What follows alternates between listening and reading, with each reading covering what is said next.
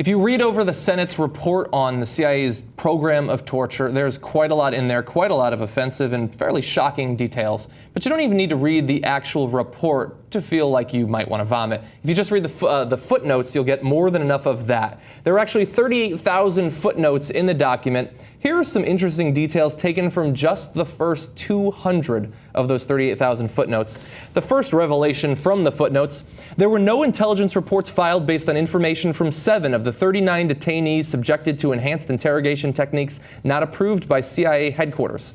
What that means is that there were, in 7 of the cases, it's not just that they didn't generate any useful information, they didn't generate any information, anything to write down and to report back to the CIA about, in 7 of those 39 cases. At one point, interrogators were allowed to confine a prisoner in a box with the dimensions of a coffin. And since in many cases it seemed like the people being interrogated were likely to die at any second, that would be convenient because then you don't have to go and get a coffin afterward.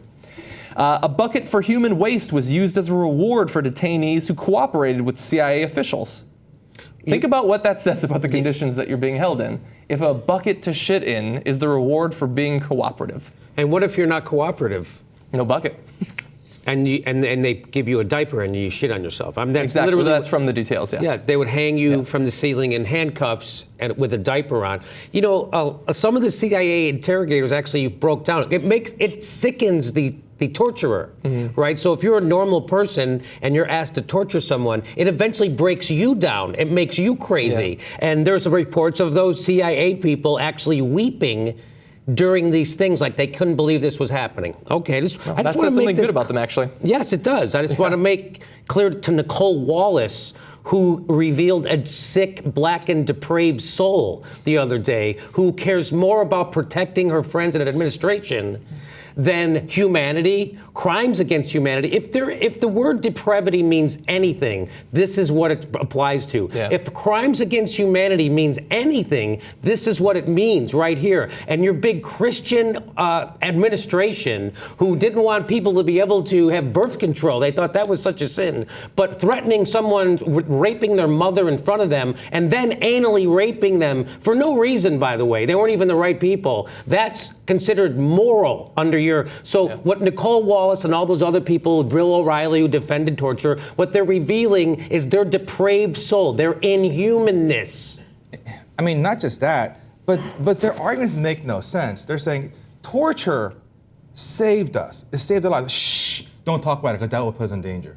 Yes. That won't keep us safe. Yeah. So it's amazing. And they're saying torture kept us safe, but not safe enough for us to stop fighting this war we've been fighting for 14 years. And if we can just torture a little bit more, then we'll be safe enough to, I don't know draw down our troops a little bit more. I mean, if torture is so awesome and provided us with so much safety, why are we still doing torture? Or rather, why are we still fighting the same war for 14 years going? 183. So they waterboarded the one guy 183 times. 19 days, almost 24 hours a day, they waterboarded a guy.